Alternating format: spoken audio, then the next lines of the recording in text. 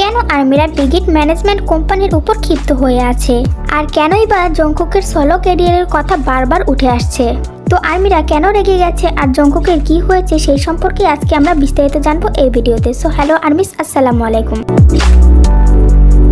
তোমাদের সবাইকে স্বাগতম বিটিএস অফিসিয়াল ওয়ার্ল্ড চ্যানেলে। আশা করি তোমরা সবাই অনেক বেশি ভালো আছো। তো চলে আসলাম জংকুকের আরো একটি নিউ আপডেট ভিডিও নিয়ে। তো চলো ভিডিওটা স্টার্ট করা যাক। তো যেই সকল আর্মিরা জংকুকের ফ্যান, বায়াস অথবা ক্রেজি ফ্যানও বলতে পারো, তারা বলছে জংকুকের সোলো ক্যারিয়ার নাকি ঠিকভাবে প্রমোট করা হয়নি। জংকুক নাকি বিটিএস এর পরপর অনেকগুলো রেকর্ড ভেঙেছে, তাও নাকি জংকুকের বিষয়ে কোনো রকম প্রচার করা হয়নি। জংকুকের সোলো ক্যারিয়ারে জংকুক যতটুকু ডিজার্ভ করে বিগ হিট নাকি তাকে ততটুকু দেয়নি।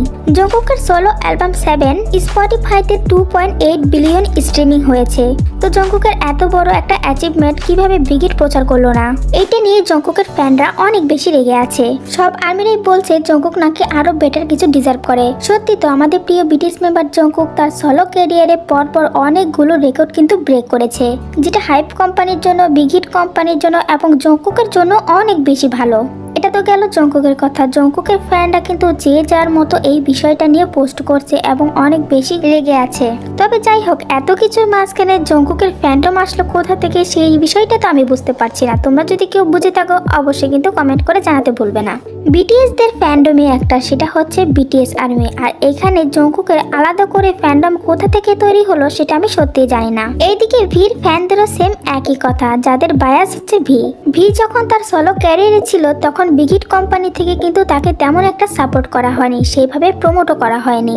ভিকে সোলো ক্যারিয়ার গড়ার জন্য বিগ হিট কোম্পানি থেকে কিন্তু কোনো রকমের সাহায্য করা হয়নি। তবে কিন্তু এই কথাটা চরম লেভেলের সত্যি, একদম খাঁটি সত্যি কথা।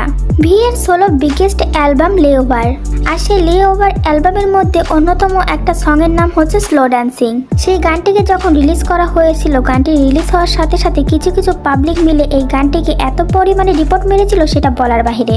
তারপরেও বিগ হিট ম্যানেজমেন্ট কোম্পানি এতে কোনো স্টেপ নেয়নি এবং ভিকি সোলো ক্যারিয়ার করার জন্য কোনো সাহায্য করেনি। এই থেকে পুরোপুরিভাবে প্রুভড হয়ে যায়। তবে এই অ্যালবামটি পুরোপুরিভাবে রিলিজ হওয়ার পরপরই কিন্তু অ্যালবামটি পুরোপুরিভাবে সোল্ড আউট হয়ে যায়। তো এখানে কিন্তু আমাদের প্রিয় বিটিএস মেম্বার ভি কিন্তু একটা রেকর্ড ব্রেক করে, তারপরেও তার সোলো ক্যারিয়ারে কোনো প্রাপ্য সম্মান দেওয়া হয়নি। তো যাই হোক, এত কিছুর মাঝখানেও আজকে রাতে আর্মিদের ঘুম নষ্ট করে দেওয়ার মতো একটা ব্রেকিং নিউজ। আমাদের প্রিয় বিটিএস মেম্বার জংকুক আজ আবারও নতুন করে 2টি গিনিস ওয়ার্ল্ডের রেকর্ড করেছে।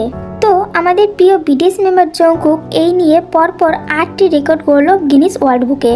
তো এই ছিল আজকের আপডেট। ভিডিওটি আজকে এই পর্যন্ত। ভিডিওটি কেমন হয়েছে অবশ্যই কিন্তু কমেন্ট করে জানাতে ভুলবে না। বিটিএস মেম্বারদের সম্পর্কে অল আপডেট পেতে আমার চ্যানেলটি সাবস্ক্রাইব করে রাখো। সে পর্যন্ত ভালো থেকো, সুস্থ থেকো, আল্লাহ হাফেজ। দেখা হচ্ছে নেক্সট একটা ভিডিওতে।